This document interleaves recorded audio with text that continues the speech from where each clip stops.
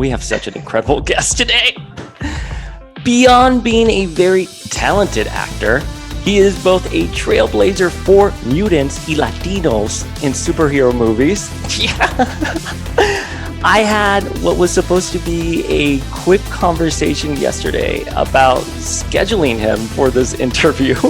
But the second you get to know this guest, you can see how it easily evolved into a conversation about spirituality, art, life, and man buns. It is such an honor to say we have one of the stars of the Generation X movie, Agustin Rodriguez, aka Skin. How are you, man? Hey, it's good. Oh my gosh. I just remember I was gonna have that little action figure to show you. I have it in the box over here. The Toy Biz 5-inch action figure. The action figure that someone gave me was. I'm good, Paul. It's good to see you. Good to have you. Good to be on here. Thank you so much. Perfect thing to do today. Well, because today's your birthday. Yes. I can't believe I am talking to Skin on his birthday. To celebrate the 25th anniversary of the movie. That's wild. You must have been like a baby when you did this movie. I'm like a baby. It's been a minute. Yeah. It was a blast. So I would sing happy birthday to you, but you don't want to hear it. No, that's good. This is the gift right here. The way everything, was orchestrated, the way it all worked out. Like, what better thing could I be doing today? I can, and tell everyone about it. I'm going to be doing other stuff today, so I'll be able to hey, you know what I did today? Because I would definitely want to tell them about your podcast. And got to keep the X-Men alive. Well, man, we've been trying to get all of you. I mean, you and I kind of spiraled a little bit yesterday when we were talking. So I don't want to reveal anything we talked about yesterday, but we love the Generation X movie. Tell me, what was the auditioning process like for it? How did you first hear about it? You know what? It's funny you say that because I told somebody yesterday in the last couple of days, I never auditioned for it. You never auditioned for it?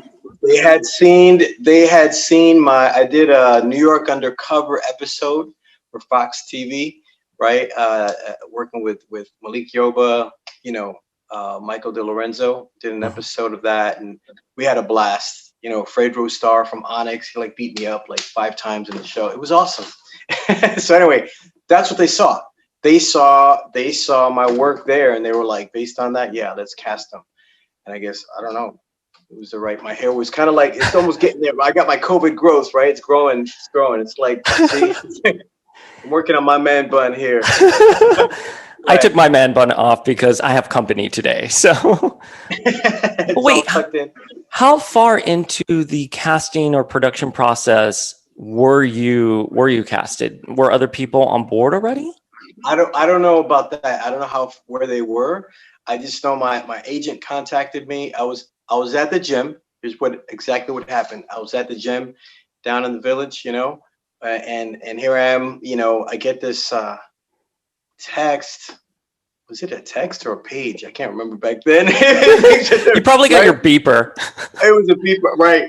So I call him up, find out, and he's like, yeah, you've been cast. It was an email. Hey, you've been cast for this. They want, and I'm just calling him up. I'm like, I don't Generation X. I never auditioned for that. Doesn't sound familiar. No clue as to what it is. I just Generation X. I'm like, I don't know what that is at the time. And and he's like, yeah, and then and it's the part of Skin. I'm like, what is this movie about? Because it was so different. Yeah. It was so different back then. Wait a minute. Yes. So, and I wasn't familiar with it, right? So at the time, so here I am. They send me the description. I'm like, oh man, this is cool. This is like an live action, special effects. I gotta go. They're gonna fly me to Vancouver to Canada. That's awesome. It's like comic book character. I'm reading the description, and I remember coming out of the gym after finding all that out. I called them to make sure to clarify, and walking around in the neighborhood and just I was crying. I remember thanking God at that time. I was like, wow, I never auditioned. This is a gift. I never auditioned for this. And Yeah. that's exactly what happened. That's exactly what I did. Um, yeah, that's the story. So did you have, your agents calling you, you're like, Skin Generation X, what is this? Did you have an idea about Marvel, about the comic books your character is based off of? Did you have a I sort did of an not. idea of the Wolverine, for example? Nothing. No, I know Marvel. I know all the other characters. I never knew about Generation X. I have friends that were into comics. I was not. So I was into the artwork.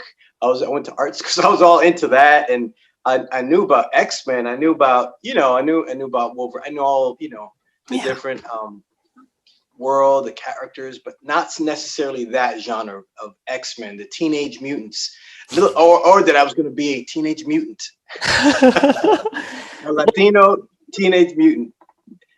Yeah, I mean, well, as you probably know, when Generation X came out, it was sort of a spiritual successor to New Mutants, which was, the teen book of the 80s. But Generation X, I mean, that was like there was no comic book cooler than that. And it was because of the characters you had in there, Banshee, Emma Frost, Husk, but you had characters like Skin, who were at the forefront for this new generation of readers. And you got to, I mean, the comic book debuted, just a couple years before you did the movie.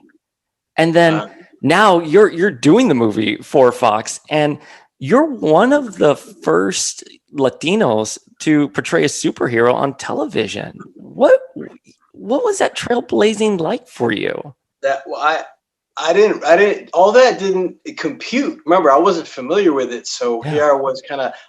It was just little unfolding for me. I was learning little by little as I went, as they gave me they sent me the packet of, the script and like 4 comics, right, in the plastic. I still have my here. It's like everything nice and like pristine and me. So I would get to know basically my research. So I would kind of get to know, be familiar. I'm like, oh, this is really cool. And I saw, Skin. He was like gray and kind of like, and when I'm holding my arms, his fingers all stretched out. I'm like, okay, so do I gotta look like this like monster? I didn't know the whole thing. So little by little, it was all unfurling for me, and that's what it was. It was discoveries I was doing. I thought, wow, it became. I was so proud. I was so happy because, and I have to say this because at that time, right in the '90s, like I had played a lot of gangsters, a lot of bad guys, a lot of different. But here I am playing a Latino superhero. Yeah. Like right here I am playing something so positive, and where I'm like, I'm part. It's the normal thing. You see my family depicted in there and the relationships, and I'm speaking Spanish a couple times, and it's just, it's not that I'm this. I don't know. It wasn't stereotypical. It wasn't. I wasn't typecast. I So agree that's so. wholeheartedly with you. Yeah, I was so proud of that. I felt so encouraged by that. You know. Yeah, Yeah. soy cubano. I grew up. My Uh, abuela had a casita on Calle Ocho down in Miami. I grew up in Miami. Gallotso, yeah, yeah. My Spanish. father lives down there. He Oh, lives down really? right now. Yeah. Oh man. Well, I grew up there. Spanish was my first language. And when you're that young, I didn't think the rest of the world wasn't Latino. I thought Spanish was everyone's first language. I mean, again, like I had mi café con leche, and my abuela will make mi caldo vegetal. We'd be Yeah. watching, Telemundo. So when I saw you, it was the first time that I was like, wait a minute, there is a narrative that mirrors my own. Because when you go off to the Massachusetts Academy and you have like the entire familia there, it just reminded me of like my first day of pre-K. Mi primos were there, mi abuelos, mi tía, she was giving me besitos y todo esto. And I resonated with that. And I agree with Wow. you, What a bro. nice send off. Bro, it Kindergarten. wasn't a That's awesome. stereotype. It wasn't a stereotype. I mean, 90s Yeah. narratives age the way they do, but at the time, that was not stereo. You were breaking the Yeah. mold. Families are close. Our families are close. We all, take care of each other and just, yeah, yeah. How do That's you so cool. think how do you think Latino representation has changed since you did that movie in Hollywood and in other medias? That's a big question. Well, now you see a lot more. I see a lot more representation. I see Latinos all over. You know, it's not.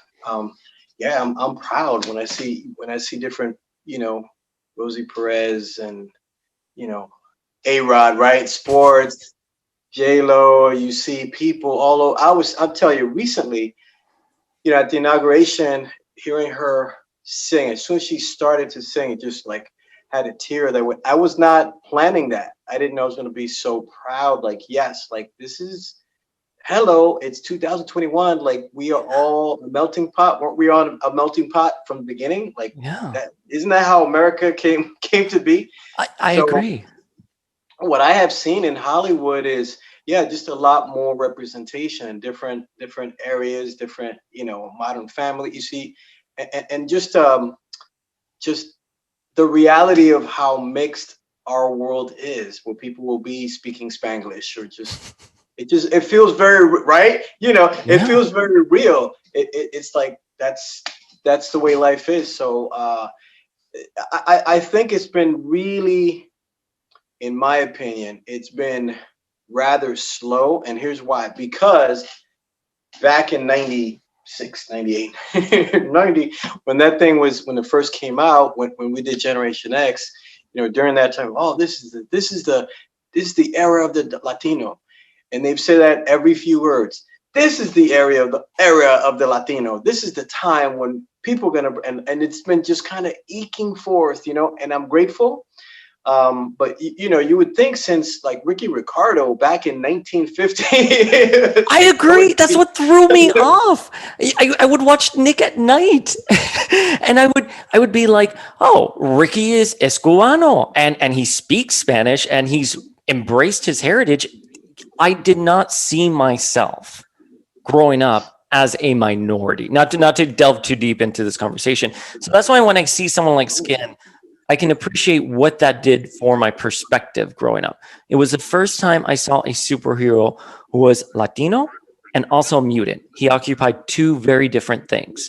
And that idea helped me as I grew up. And I went to school at Tallahassee, which is, in Florida, but it's not Miami. And I was able to rectify, certain narratives in my head. yeah, Miami's a whole different world in itself. I love Miami. I I love it. I love love it because I Miami. feel like I'm walking around. It's palm trees and it feels nice and tropical and food, right? In Little Havana, it's like that's where my father lives. I'm like this is it's like you're in the tropics somewhere. It's Yo, beautiful and man, it's Little awesome. There's so much Havana. life, right? And flavor, right? Music and so, but yeah, as far as what I have seen, in my opinion, it's just only we all have our own lens. We all have our own way of seeing things. Some people think, wow, this is amazing. Wow, this has gone so much. Some people are like, wow, it's been a minute. And because I would still, it's changed this way, right? I'll tell you this, like, give you an example. 10 years ago, auditioning in Hollywood, I was starting to get a lot more roles and audition, really get callback uh, for the cop, for a lawyer, for instead of being like running from the cops. Because I did a lot of those. I've guest starred on. I've been on 4 episodes of Law and Order. Guest starred on 3 of them. And all 3, it's like I'm like the suspect, right? I'm the main Exactly. suspect, and they're following my story, and they're like, "Did he do it? Did he not do Yeah. it?" I got a scar on my face. All this stuff. So, it's come a long way from that. Like 10 years ago, I was just doing less of that, and I was auditioning for more like roles in the suit, which I feel good. I'm like, yeah, this is like, hey, I'm articulate. Hello, I've done a lot of bad guys from playing Falling Down with Michael Douglas. You look that up. I don't Yeah. know if you ever saw that scene. Here I am, like I tell people, yeah, you remember that scene? The guy takes out the knife. Yeah, that was me. Wait, what can I segue really quickly because Sure. Jeremy told us a similar story about working with Clint Eastwood. So I'm curious, what was it like for you to work with Michael Douglas? Wow, he worked with. I got to talk to Jeremy, man. Clint Eastwood, how cool. No, Michael Douglas. Gosh, amazing to really watch him again. It was Falling Down, the film that I worked on with him. And by the way, the film that took me to Los Angeles, the feature film I was cast in that flew me out there from New York was Final Analysis. I got to meet Richard Gere, Kim Basinger, Uma Thurman, Oh my Eric God. Roberts, yes, Keith Yeah. David. So amazing. But working with Michael Douglas, when I worked with him, he had a very, if you remember the film, he had to really be insular. We had to stay focused. He's playing the bad guy, Mhm. right?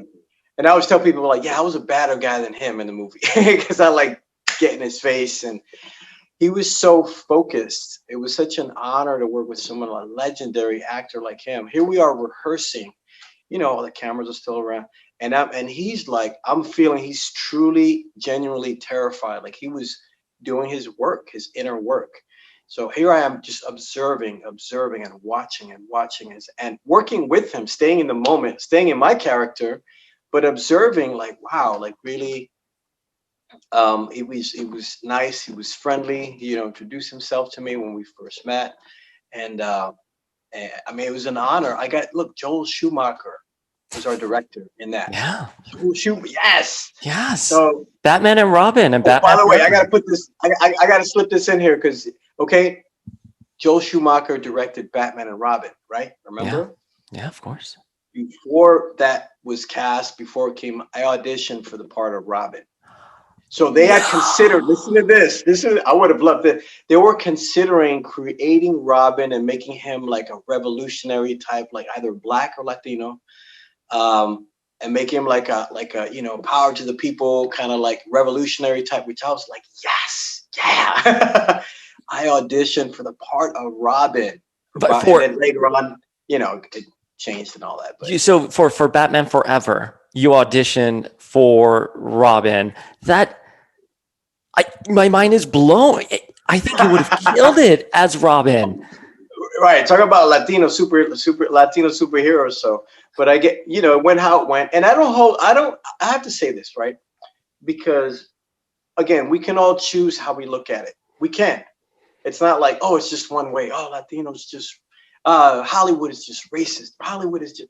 I don't do that. I don't paint the brush with like this world, and the world of entertainment is just a microcosm of what we live in, and they have a lot of things to consider. Their demographics, their whatever they do. That's all that, right? But so I don't feel cynical. I don't feel, like I don't feel that way. I feel Yeah. like it just is what it is. And in fact, you know what? I'm grateful for that. Why? Because it has spurred me on to, I got to, it was about 10 years ago where I got the chance to direct and produce my own film. That's So incredible. because so if doors are limited or not open, or it's like, you don't have to wait for the doors. Hello, you can create your own doors. Yeah. You can create your own opportunities. So it's like I've been able, to do that. Working with a production group right now, and we've produced like a bunch of things during the 6 months during COVID, during quarantine, right? So you create your opportunities, create the Yes. doors, create. So that's how I feel. So as far as like, and it don't have to be. I can play someone with an English accent. I don't have to wait. And because we see that in England, you see people that look like me, or different, Asian with an English. That's reality. So Yeah. we can depict reality. So we don't have to wait for. I want to do a Tyler Perry. I want to Yeah. do. That's Well, what I want to do. I That's what I just am doing. I just love what you said just now because I think this, and by the way, listeners, now you can understand why a very simple conversation yesterday spiraled into something so great. And it's all, man, it's all you and the energy you emanate, man. It's people can create their own spaces to have conversations. You no longer need to get into the room. And Amber Tamblyn, who is an author and an actress, was talking about how she was so desperately trying to get into a room to have a conversation. And now she's like, no, I can make the room. And it's so powerful when you have that in you. But I don't want to digress because I have so many Generation X questions for Oh, you. go for it. Go for Okay. it. So speaking of like the lens and yeah. Oh my God. Wait, I don't Is want it to talk. backwards? I don't know if it's backwards. Like No, wait, hang Russell's on. on my right. The glare is there. Let's right. Oh, the glare. All right, Wait, let me see. we're not getting you in there. Hang on. Right there. There I am. Let me get over here. So we can you can do a screenshot or like whatever. Like, Oh yeah. my! How did you get that? Is that poster still around, or is that an original? My arm does that. Yeah, that came out. Gosh, this came out. Gosh, it says 96, right? Yeah, no. Well, you're 25 years. It's 25 years this month. It's I forgot they gave us a few, and I was just like, oh, how cool. And then at the time, my roommate, man, he was kind enough to have this framed for me. And I got a couple other posters like rolled up in the closet there. But yeah, that's So all I had what? one or two. So And then occasionally I go to a comic book shop and I'll look up and I'm like, oh my gosh, it's like not the poster. I'll see like a VHS copy or a DVD, a bootleg. Like I'm like, whatever. It was still encouraging to see that up there. Like it is what it is. Well, that's how Yeah. I watched the movie obviously as a kid. I recorded it on my, VHS, and then of course I lost it. But the way I came back to it was when I moved to New York, and there were certain stores that sold bootlegs, and they had a Generation X one, and I got it. And now of course it's on YouTube, and I feel like a whole new generation of people are able to discover it. But my question for you is, you and Heather, Jubilee and Skin, are the lens in which like the audience gets introduced to the mutants, and the Massachusetts Academy, and Emma and Banshee. So what was it like working with Heather? How did you guys go about establishing that rapport? Because the narrative is very much you two. Yeah. It was see, that's a whole nother thing. Let me say this. I gotta mention this, how I never auditioned for it. And then here I am casting it. And as I read through it, I'm not thinking, oh, how many lines do I have? I'm not thinking. I'm just thinking, let me do the best that I can. Let me do my best work, and and play nice with everybody and just be part of the group. I didn't know it was going to be all following our story, as we're like captured, enlisted into training as mutants. Like we're kind of and work. Heather's awesome. It was so much fun. Such a sweetheart. Love Heather. Definitely. And we got to do, Paul. We got to do a little reunion panel. Like have us all together, man. That would be awesome. At least 3 or 4 of us. Whoever you can get.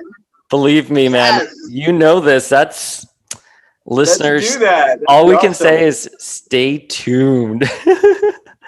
But and that way, Marvel can see that yes, this is the next feature. It's like, where are they now?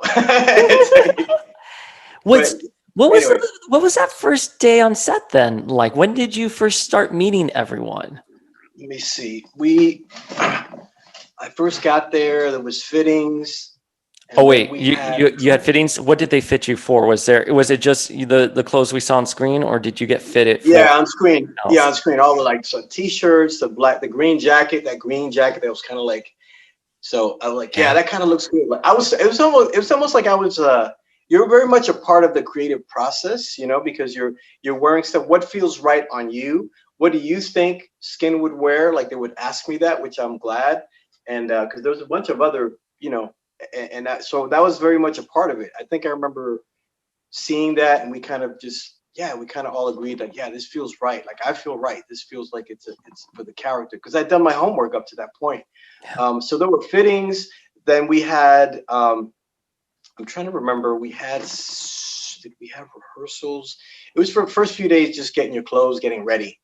And then you do a few, I can't remember. It's TV, so it goes pretty quick. It's not like you go in a room and read through the whole. I think we had a read through, and then we did a whole thing.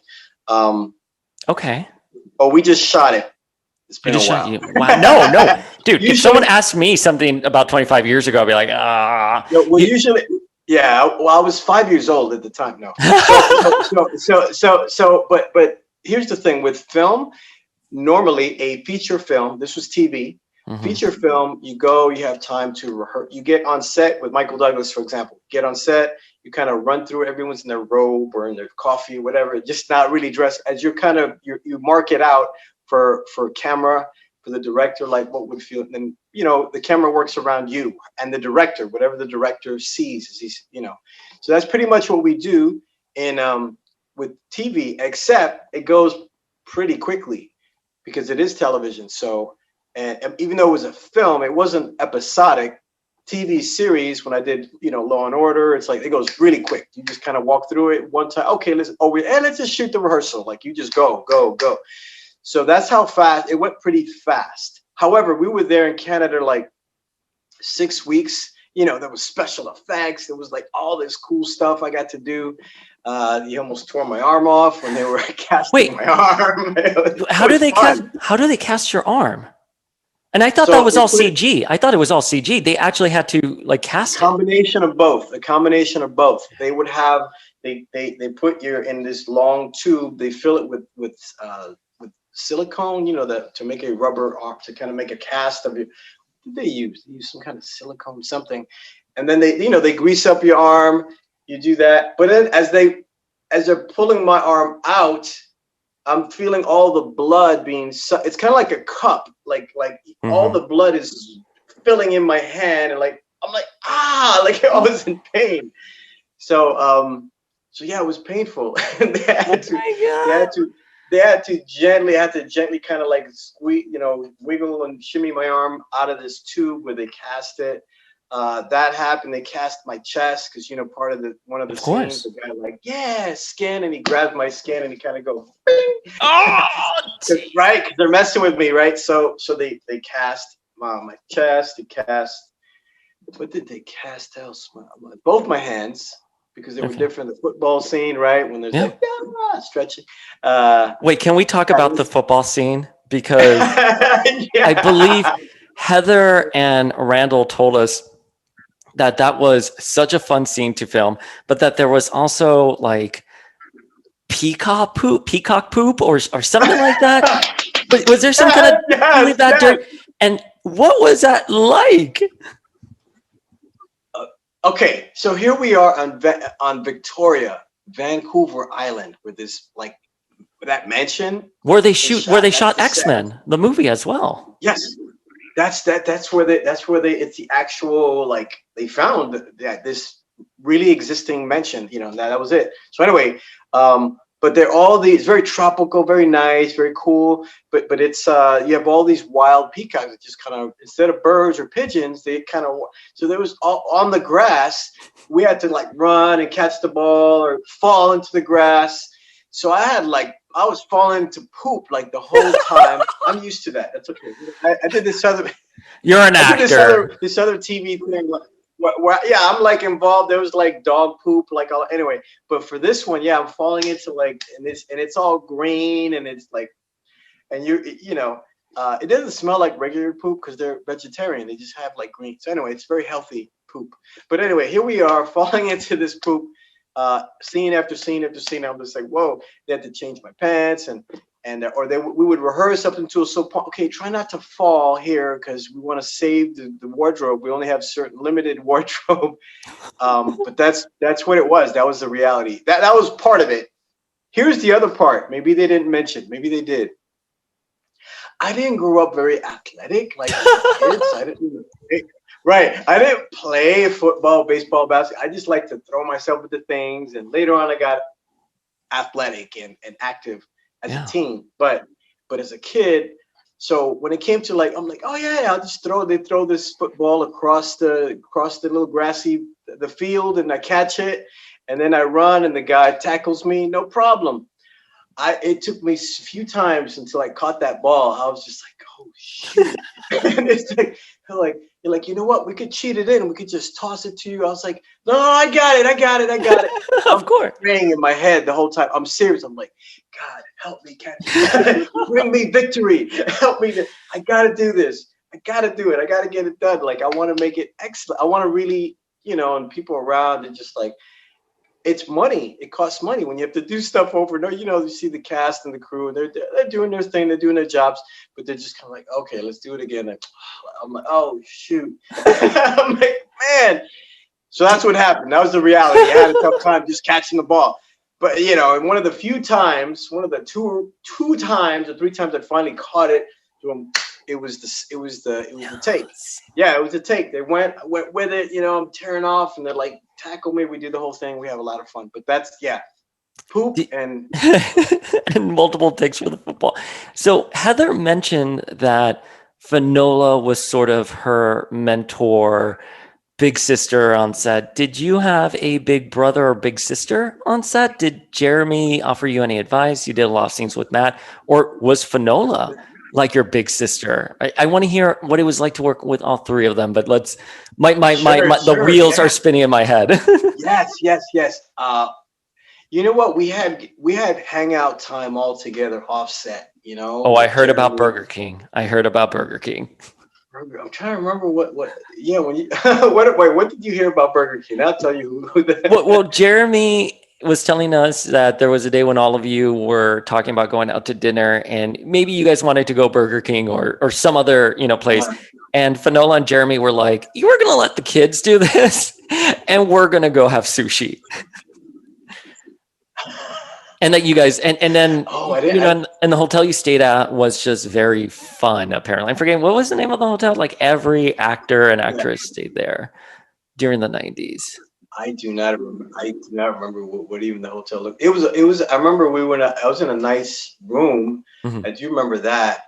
Of Let me course, it see. was. It was I can't Fox. remember. See, I Well, don't remember if it was that bad. I don't remember if it was that or another project where they put me up in this room, like in the corner with a couch overlooking like the wall, scenery.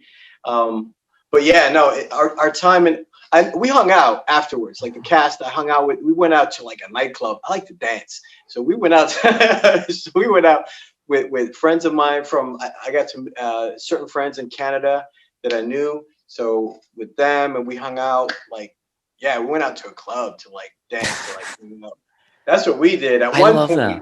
So, Yeah, and rented. I remember rented bikes. Was it that time or 'cause, yeah, twice I went to Vancouver to shoot an episode of Street Justice. This is with Carl Weathers. Remember, Apollo from Rocky yeah, Two, yeah, yeah, yeah, Apollo of 3. course.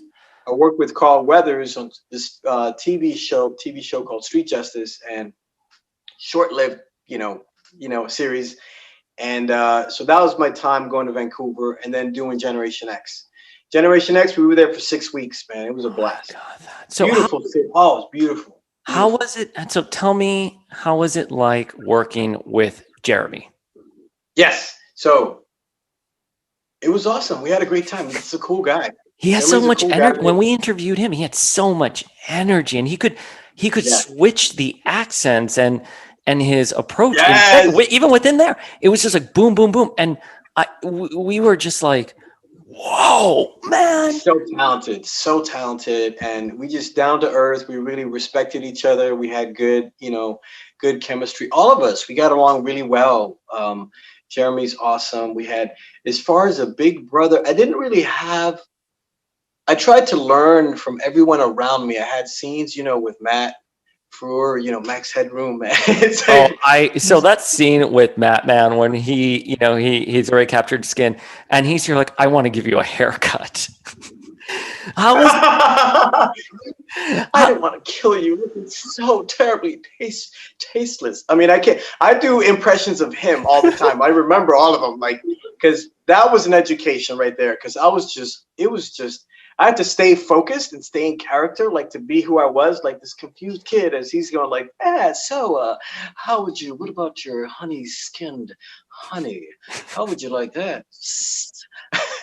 Homeboy, he did his. I mean, I would do him all the time now, watching the movie.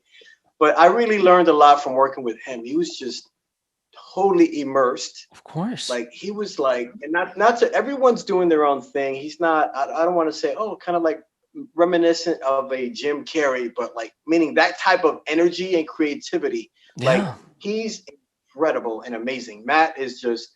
I mean, he was just so creative. He had so much fun. When someone does that, they allow you to have fun, to stay focused. Now, again, our Skin was not that type of character, like that kind of just went off like a Robin Williams, just kind of just riff on everything. Yeah. Which again, Matt is just a master. So working with a master, you just go, whoa, you have so much support. And he was very, very nice, very humble man. Really, just cares about people, about the environment, and so really getting to know. I like to know people I can tell because that. sometimes you meet folks and it's a little disappointing, right? You just go like, wow, that person seems so nice, or like, man, I really admire this person, and then they kind of don't treat you so nice. Some people don't play nice with others, so and you No. find that out in Hollywood, right? You just go, wow, that's kind of, man. But it was not that. That was not my experience, working on this set. Everybody was super cool. We had a blast. Everybody, like, I mean, Jeremy, Randall, Heather, Yeah. Cooper, Suzanne, like, it was just a black Amaryllis. Like, it was, we had a great time. We really bonded. That So rapport. when we got down and we were fighting, like, in the scenes, we were like fighting for each other. Yeah, come on, let's bring it. Like, it was real. Well, I do want to ask specifically about Finola because Emma Frost, White Queen, is such a huge comic book character, especially now. I mean, she is so incredibly popular. What was it like meeting Finola, seeing her in the costume, Yeah. and her overall vibe on set? Just tell me I'm bouncing off of her. I just want to hear it. Well, she's beautiful, first of all, Oh right? yeah. Like, beautiful, classy Yes. lady, Oh like, yeah. just super, just classy. It was just such a, okay. Here's the thing: we all grew up with different, like, watching like little glimpses. No, no, actually, I didn't watch little glimpses. I watched a lot of All My Children, right? So there was a lot. So growing up, watching these different soap operas throughout the day, in the summertime when you're like, I was all into TV, into drama, like, unlike other kids. So I remember her. Seeing Yeah. her, like, from soap operas. From, like, I'm just like, oh my gosh, like, I'm meeting and getting to work with her. So that was just a big thrill and a big honor. And again, when you're acting, you're so focused on in the moment. It's kind of like playing ball, playing catch, except I knew how to catch better when it came to acting, right? We could, like, you're focused on your part in your character and working off of people. Um, she's an amazing actress. She's amazing. So it's really, it makes it so much fun. You learn by working with people like that. You Yeah. learn just by that experience. Yeah. So when you were filming and going through your scenes and you're starting to pace everything together, did anyone from Marvel ever sit down and sort of walk you through the process on everything? Because and the reason why I ask this is because when I rewatched the movie recently, something that I feel was evident for me back then, but like I sort of can now piece it together. They were setting up a much larger relationship with you and Heather's characters. It seemed Yeah. like Skin and Jubilee would eventually, the way I took it, would Yeah. eventually come together as a couple. Am I over reading that in the script? It's funny. I never saw it that way. I saw it like we were just like we became buddies. Because here we were experiencing this whole thing together, both kind of like a little trepidatious and scared what's going on. It's kind of new, right? We're all scooped up in the middle of the night and we're like getting to know each other, and then here we are going through the training, and then doing different scenes together. So we're experiencing that together, as you do. You click and you bond with people, and you just become buddies. And it felt like that. It totally felt like that. Like uh, like I don't know if I'd say brother and sister, but more like when you have really, like, wow, you have a really great best friend who Yeah. happens to be a girl. Like, that's what Oh, it yeah. was. It felt like that. If I that love was the that. experience. I Yeah, we love that had a approach far better than eventually becoming a couple. But I'm just thinking of this in the context of 90s television and why they yeah. would. I mean, don't get me wrong. I love the Scully and Mulder approach, where it's here are your two leads and they're best buddies, and that's the extent of it. But it Uh, was it was a TV movie. It was on right. Fox, and there was an expectation for the two young teen characters to eventually, I don't want to say hook up, but like come together Right, right, right. To be as a like, hey, couple.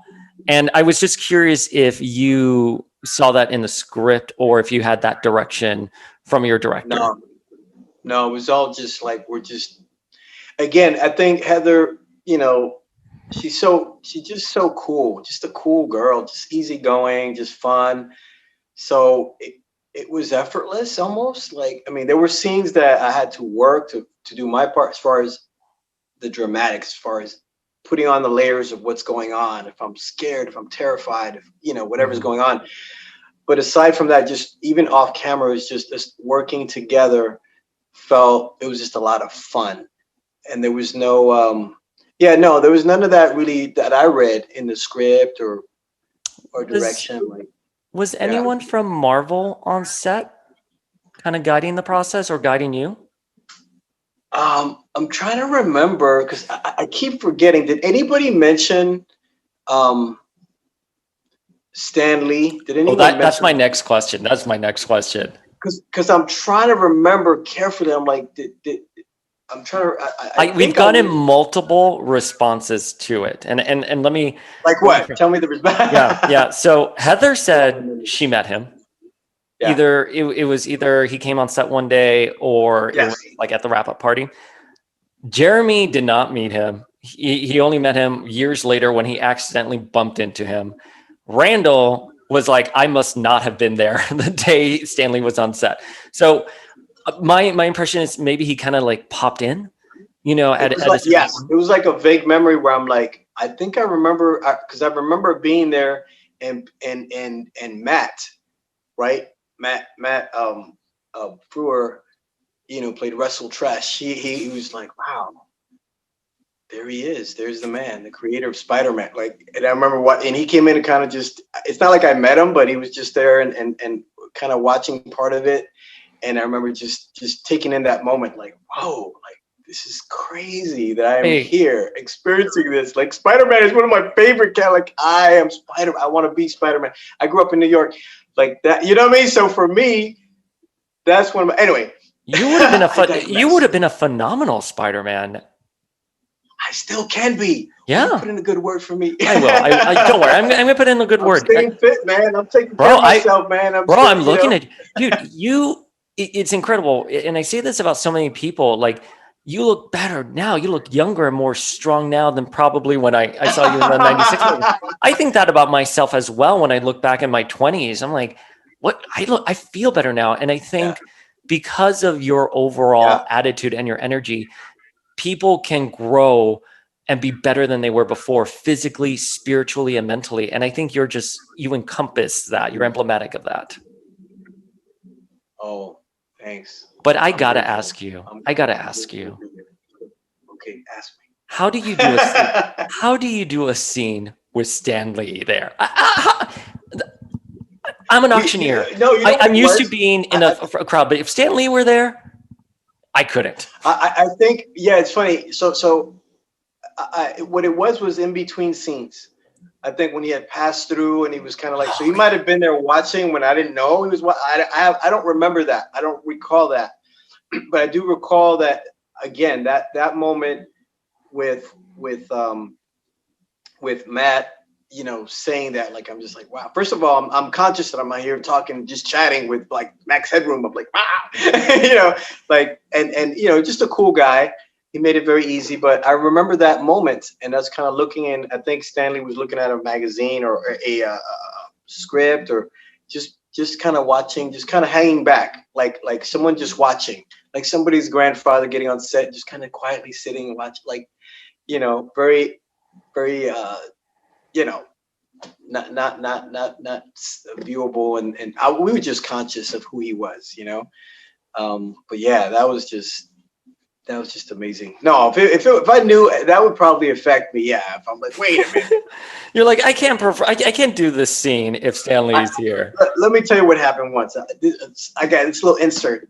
Yeah. I'm doing a play down in Alphabet City in New York, right? Like at the kitchen. Like, I'm doing this play. I have this 20-minute monologue where I'm in a prison cell. And I tell you, playing bad guys.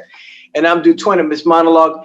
Right before we go on, first of all, I'm doing some of my best work. I feel like I'm in the zone. Yeah. Right before we come on, right, we start. One of our cast members, I don't know what he was thinking. He comes in, he looks, he goes, "Oh my gosh, you know who's in the audience? Willem Dafoe." Ah! Well, speaking of Spider-Man, and I'm right, Green Goblin.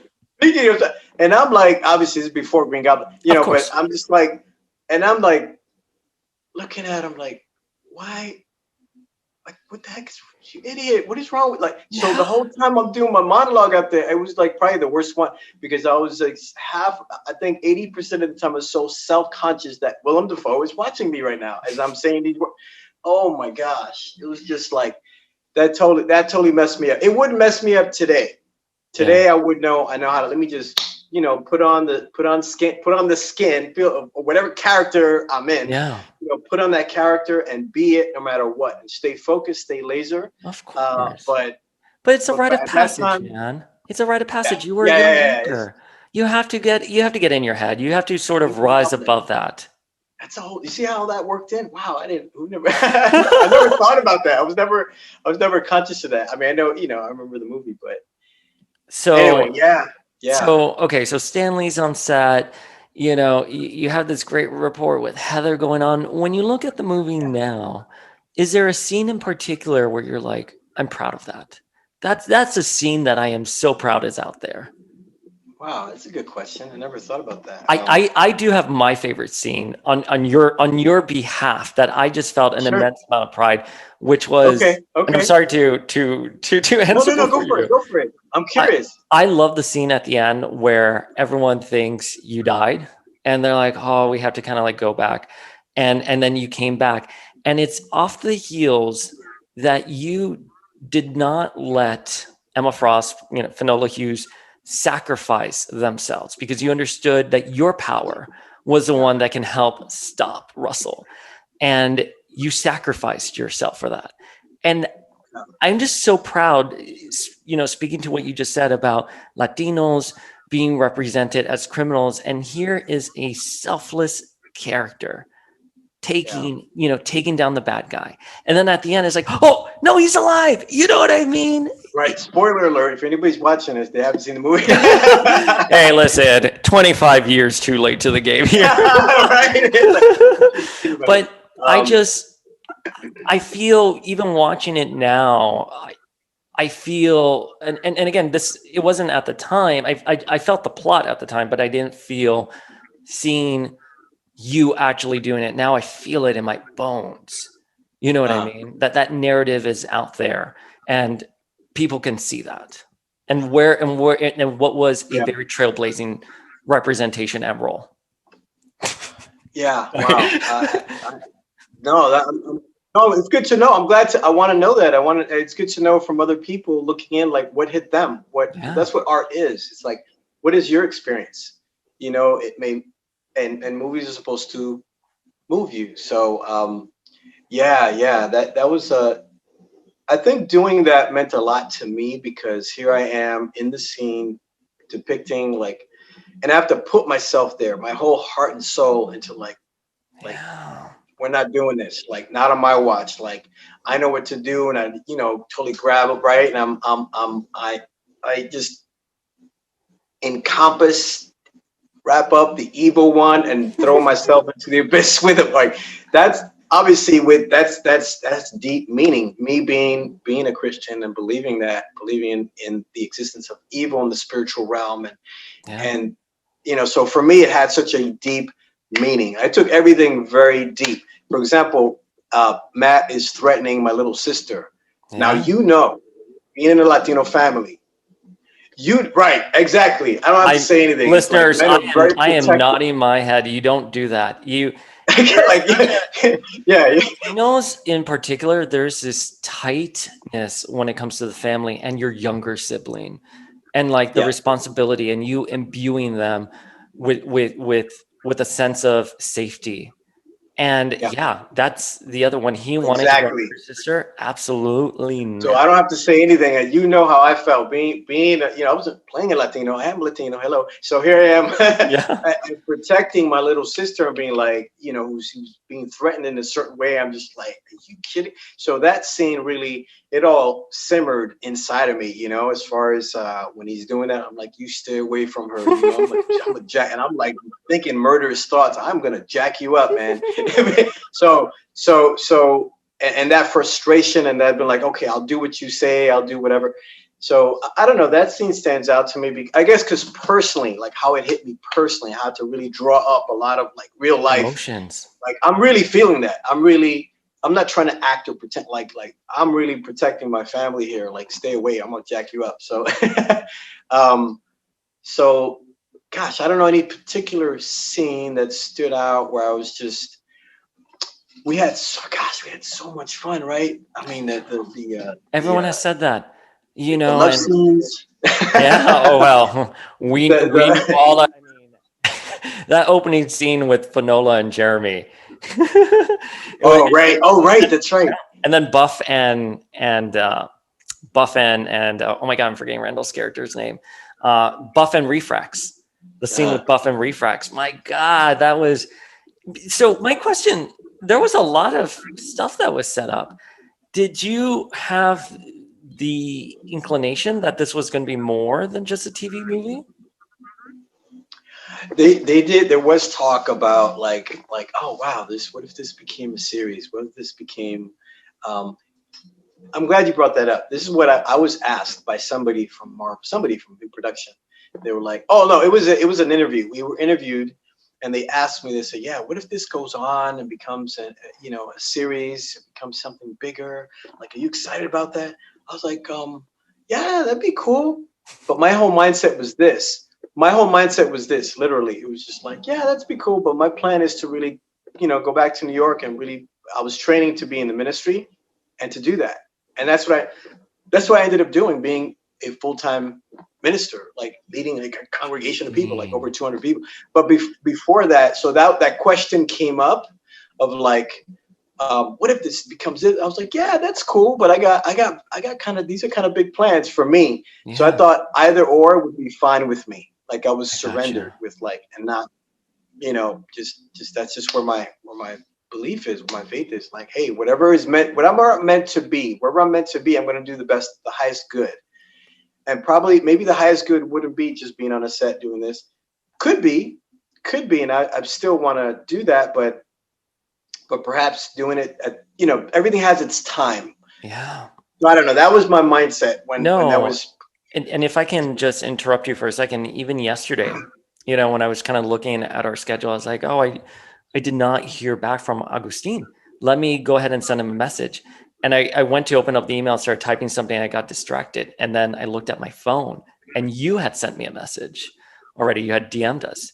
And I was like, what were the odds that at this specific minute that I was gonna that you were gonna also, be like, hey, by the way, just following up on this. And also that it's your birthday today, and also the 25th anniversary. And we don't need to dive into spiritualism or anything, but I think when things are meant to be, they're meant to be. And one thing about Generation X, though, that I don't understand, and this is me being an angry fanboy, I'm sorry. Go for it. Why didn't it get picked up? I feel everyone was talking about it, and we know from past cast members, you guys were on hold with your contracts in case it would have been turned into something larger. Some kind of. Well, I know that I heard later on. This is so funny that it was later on. It was after the fact, after it came off. There was a Generation X cartoon, right? At some point, wasn't there? Well, it never came to fruition. There was something that people said, oh, this became, or it was not Generation X, maybe X-Men cartoon. So there was an X-Men cartoon in '92, and then you guys did the Generation X movie in '96. In 1999, there was a pitch for a Generation X cartoon, but it never came to fruition. And then in 2000, there was X-Men Evolution. Okay, and that was a cartoon? And that was a cartoon. Yeah, I remember seeing some kind of cartoon that happened. And it was and they were very young. It mirrored you guys. And people were, I mean, we have no idea. We have no idea. People because studios have various projects, and for different reasons, they like, well, this is going to work. That's going to, let's do this let's put that on the side, on the back burner. Who knows? Who knows the reasons? But it worked out in that it was not meant to be. So it wasn't. You're absolutely right. It wasn't meant to be, and we can do it now. Yeah. Well, wait. I do have a question about that later on. But immediately following the movie, did people recognize you? Did they stop you on the street and they were like, "Hey, Yeah, Skid"? yeah. Some people would, yeah.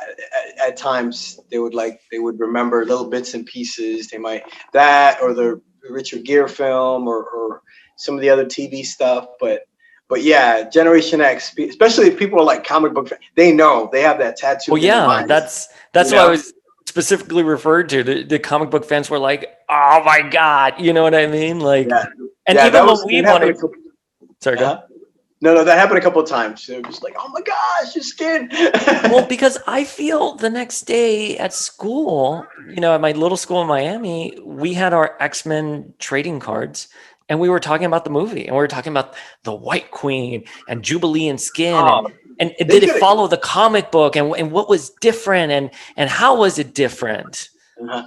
They really, you know what though? Like as you're saying that, I know things happen for different reasons. I'm not upset about it, but they really could have capitalized on that. Having that, not, I don't know, maybe not, because and from what I understand, let me ask you this. Mhm. So, because a friend of mine told me, I had to be told, like it was the first Marvel movie.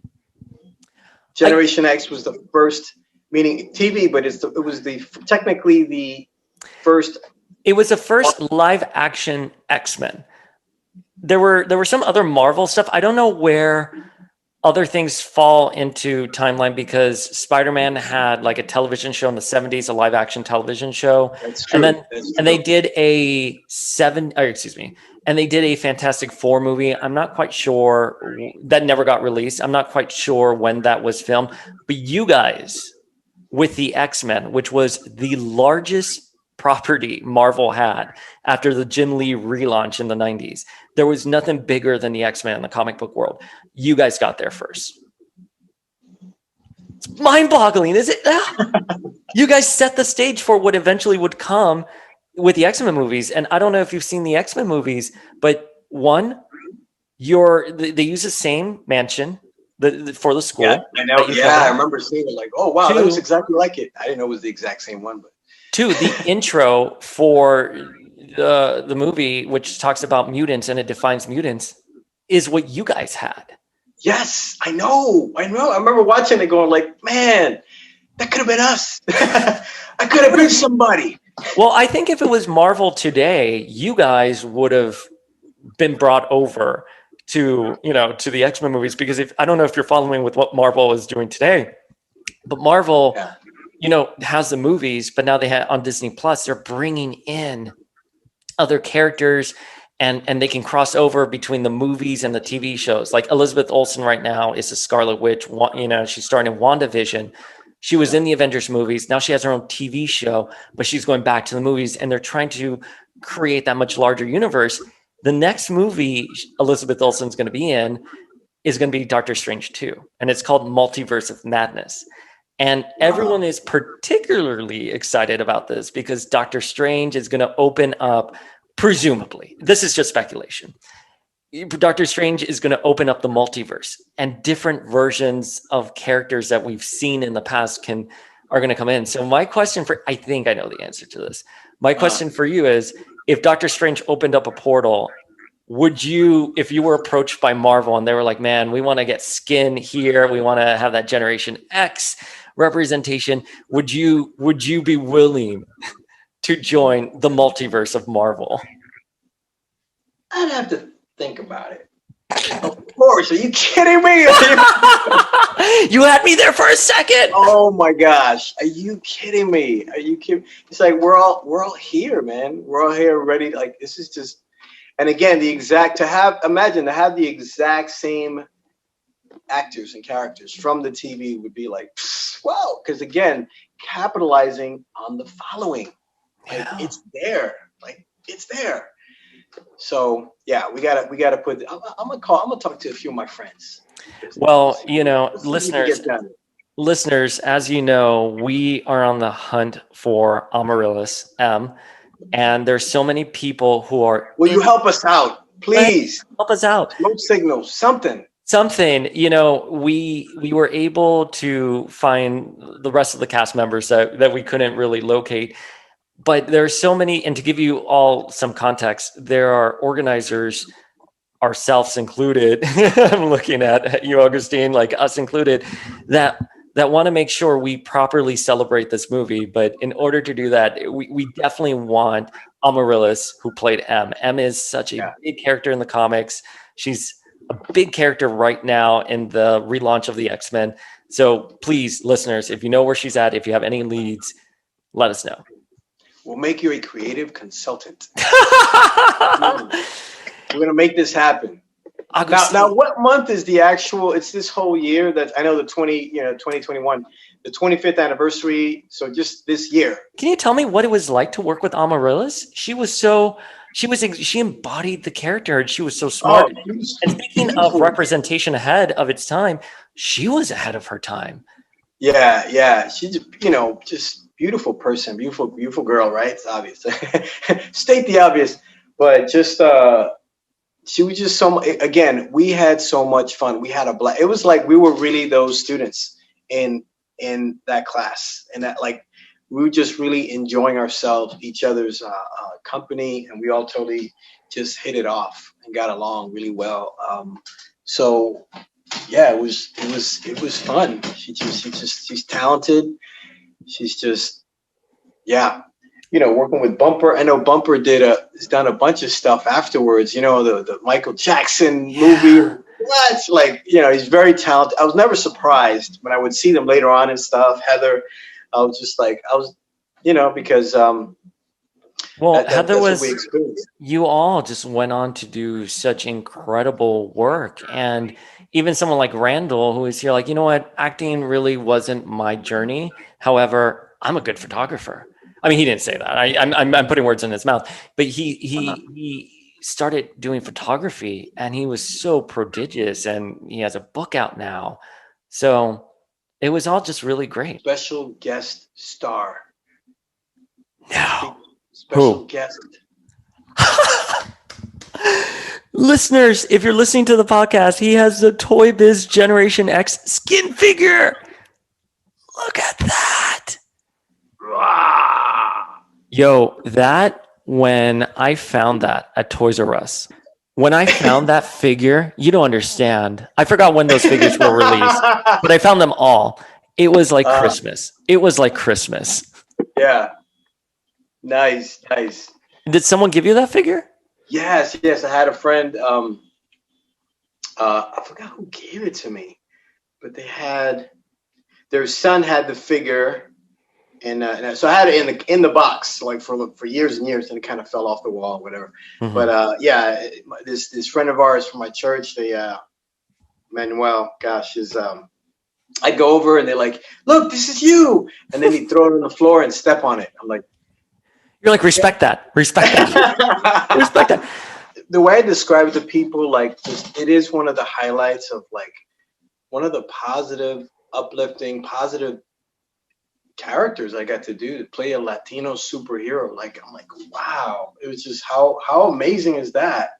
Like, it's so how great. Often do you see that? How often do you? Hello. I know. It's only now that we're starting to see the multitude of different heroes and people wanting to see them. But back in the 90s, we didn't, man. And again, it just spoke a lot to someone like me, who was this little cubanito, who was just like, my mom called me papito. I talked to my abuela. I never thought about it until I got older and I started seeing that performance. And I was like, yeah. You're more conscious aware of the world and how the world works and how it is and how it can be. Yeah, and how it can be. But it was such a great movie. You've gone on to do such incredible things, as you were talking about with your ministry. But you also mentioned yesterday you started a radio show. Yeah, well, I am actually. Look what happened during the pandemic. Right now, during quarantine, I started working on with an actor-writer group. We kind of formed this group, and we've been producing our own work, and that's been really cool. I didn't start the radio show; it was already existing. Gail Scott Keys, Entertainment Now, Tap the Mic Radio. So she's been a news anchor. She's been on television. She knows a lot of people in the industry. Super humble. Night. We met through a friend from a friend of through a friend of a friend, and she had me as a guest. She interviewed me. We had a few conversations. We hit it off from then, and she invited me to be a guest host. I'm like, yeah, it'd be awesome. And then since then, we've been able to just work together and interview. So I'm co-hosting that show with her. So here we are, talking to people. I'm meeting like Evelyn Champagne King, husband Freddie Fox, Grammy Award winning, like legendary people in the industry, right? Robert Bell from Cool and the Gang, from Cool and the Gang, like what? Like how cool is that? That's and awesome. And so meeting meeting a whole bunch of folks. Gosh, it's been a blast. So that's what I'm. Yeah. How does the acting scene in New York differ from LA, even from Canada? What would you say is the best thing about being an actor in New York? What's the best thing? Small apartments. No, yeah, it's cozy. No, it's small. It's very compact. Very small. New York. I just feel like the hustle, even being an auctioneer in New York, is so different than anywhere else because the amount of hustle we do. I think there's just you have to fight for what you have here, like in a very aggressive sense. Yeah, it's very aggressive. Yeah. I would say it keeps a fire under your butt. I feel like I'm serious, right? And in New York City, like here's the thing, you could be busy anywhere, really. Especially now, we realize you could be, oh wow, we're gonna be on, right now, virtual. Like we're in each other's, you're in your home or in your studio. I'm here in my studio and I'm hard at work, as you can see. But you there's a lot of energy, there's a lot of activity, there's a lot of happening. New York City is New York City. I grew up, I'm born and raised in Manhattan. I'm in Manhattan right at this moment. So there's a lot going on, even in this environment, even in this climate.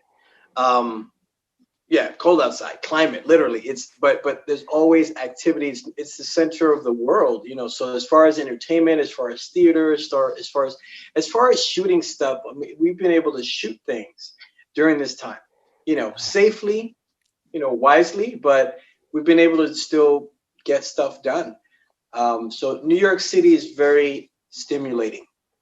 There are a lot of places that are stimulating. And here's the thing: I consider this is always home. I'm from here.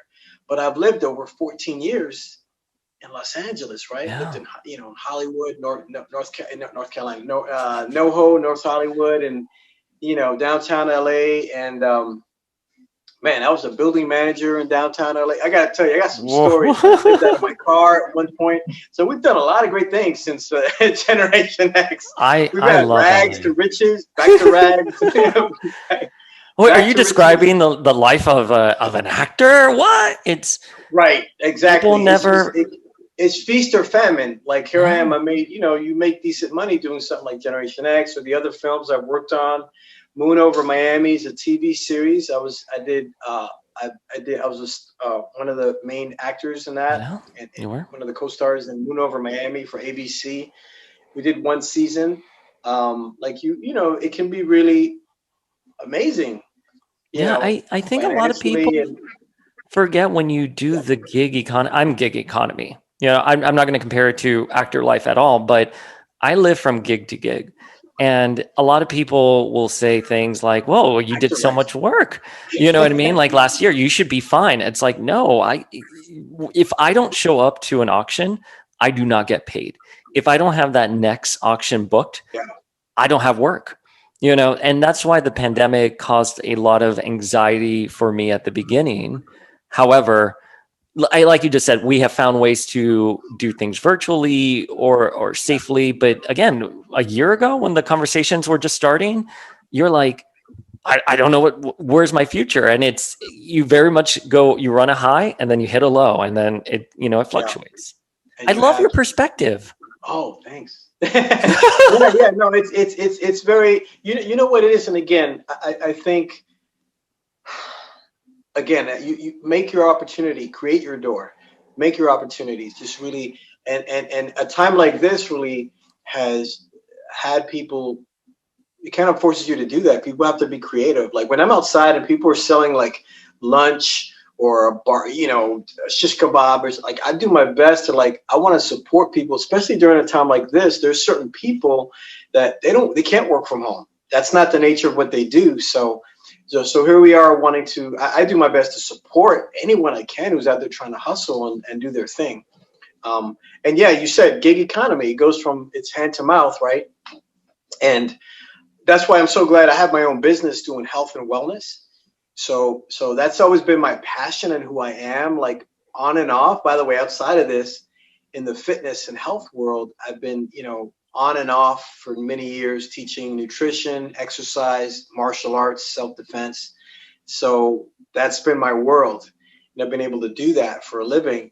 And as you know, as an actor, you got to do as an artist, you do your gig to do your craft, what you want to do. So I don't know, for you, is it auctioneering is one thing? How did you get into it? Now I'm going to interview you. I'll take it. How did you get into there? How for you, is it something that's just a side gig and you want to eventually do what we're doing now, like interviewing, or because I've not met, you're the first auctioneer I've met. So awesome. The way it kind of worked out, I graduated from FSU and I got a job at Marvel Comics. And I was in their publishing department for a bit there. And then I went to Wizard magazine, which was a comic book magazine. And I was freelance writing. And, the writing sort of evolved into a career in book editing. I came under the good graces of a poet here in New York called Lucas Hunt. And he's sort of known as the gentleman's poet. And one day I was at HarperCollins a couple years ago, and he just called me up and he was here like, I'm starting this auctioneering thing. Would you be interested in it? And I was like, auctioneering, like cattle, like, thanks, hang up. I'm like, I'm not doing that. But he was here like, no, man, like I'm going to actually say his words. Oh no, baby. Come to my gig tonight. Oh no, baby. Come to my gig tonight. And it was this benefit at the Brooklyn Park Conservatory. And there must have been like 800 people there, Agustin. Like it was insane. And he got on stage and it wasn't the traditional, that deep, it wasn't that deep murmur you typically associate with auctioneering. It was more of hosting, getting the crowd, making them feel good. It's the English style of auctioneering where it's wit over speed. Yeah, and then you raise your paddles and everything, and it was just so wonderful. Back, 1200. Yeah. Well, you go slowly, exactly like that. You're gonna go like, I have the gentleman on top at 1250. I'm looking for 1300 right now. 1300 is the new bid in the room, whatever you say in the moment. And I loved it so much, and so I started doing it as kind of like a side hustle. And it came to a point where I started thinking about my life and what I wanted. The work kept me on the road, was starting to keep me on the road more and more. And I still had the obligation of a 9-to-5 job. And I don't have a particularly unique story in that regard. It was a dead end job. And I was working so hard for a company that wasn't my own, and sort of having to work on books and edit books that weren't my own. And even marketing campaigns that I couldn't execute the way I wanted to. And auctioning gave me a confidence, and I kept getting booked more and more to the point that, and I this isn't a testament to how much I make as an auctioneer. It's a testament to how little I made working in publishing. In one auction, I made more than an entire month at Harper. And I was getting booked for like 6-7 auctions a month, and I was just like, goodbye, this is what I want to do. And for, I think 3 years, that was 3 years ago, dude, my work only got better and better. And up until I was working until the day before lockdown. And typically when you're doing auctions, benefit auctions, the season doesn't begin until March, and you sort of have December, January, and February off. I was doing gigs, and we offer a lot more than just auctioning. We're like hosts, we're MCs, we do some voiceover. I don't personally do voiceover work, but some of the auctioneers in our firm do. I was just very grateful and very happy. And even now it's been a struggle. It's not easy, but I would, there's nothing else I'd rather do. I hope that kind of answered the question. Sorry. So just hearing you speak, man, like I just feel like you're wise beyond your years, and you just have like a good outlook, and it's so refreshing. You're definitely one of the favorite guests. Thanks. Oh, wow. Thanks. Do you have No, I'm kidding. do you have a message for the fans? Thanks, Paul. Do I have a message for the fans? Okay, here's a tip. Don't eat yellow snow. No, I don't have any specific. I'm just, do I have a message for the fans? Wow, I'm grateful. I'm so grateful that, I've encountered different fans, by the way, online. I saw all these different comments and, the videos that's been on, the different scenes from the TV movie that's on YouTube, or I post a scene or I post a picture and people were like, I'll see things that aren't necessarily directed toward me but it's just like, yeah, it's different. It wasn't, what happened with those guys and the special effects were kind of bad. So people expect a lot and people are like, it wasn't the same as the comic book. And some people are really grateful. Like, wow, it's so cool. That really meant a lot to me, and really, really excited, like yourself, be like, wow, this was like really cool how at least we see it come to fruition and become a reality. Yeah, my message is that I'm grateful that you're enjoying it, that it meant something to you. I would love to be. I'll send give you my contact info, and love to hear from some people. And again, the message is this: help us find Amaryllis. Please, we need to find Amaryllis. Let's search for M. Movie deal right now. So that is my message. It's like, no, I know that people can, and it makes me think too. Like, I know people in the industry definitely want to make the most of this time to have it fun, enjoy it for what it is. But yeah, let's keep going. Let's keep creating. And but I would love to. I'm grateful for people's support and their enthusiasm. And I would love to hear personally. It's always satisfying. You don't realize, like, oh wow, this meant this much to you in your life. Yeah.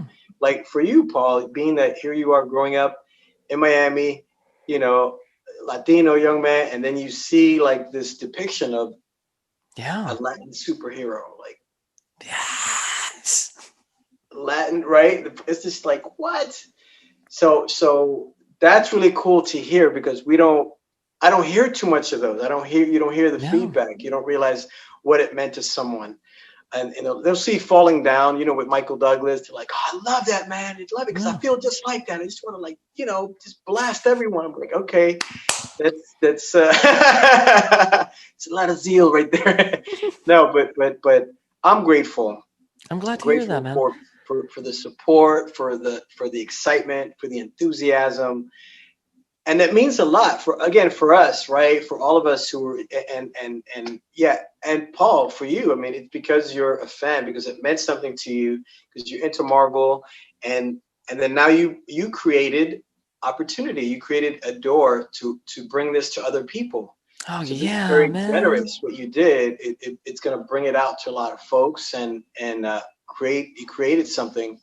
And I love your shirt. Is that well, I haven't had a chance to show it. Check it out. Get out of here! Look at that. That's Sergio. Sergio, an X-Men fan. Yeah, I'll send you a photo. But look, check it out. Where are you? You're right there, man. Right there. Right. I see it. Because the only gray guy. Can I ask you where can fans find you on social media? Okay. Let me just I'm on Facebook. I got a couple, it might be confusing on Facebook, but on Instagram, right? It's Agustin.nyc. This is how you spell it. Be very careful, because people misspell it all the time. I use Augustine, so I use anyway, I throw people off with my pronunciation. It's AGUSTIN.NYC. on on Instagram. You'll find me there. And We and slid into your also, DMs. and my slide into the DM. Also, my Gmail. You can send me. It's the aside from smoke signals, it's the slowest way to reach me. But I will be reached. You put something in the subject. Gen X fan. How about that? In case you want to reach out to me, my email is agustin.nyc@gmail.com. So that's me. I'm in the process of fixing all up my socials, so it's all like uniform and consistent, especially with the radio show and all of what we're doing.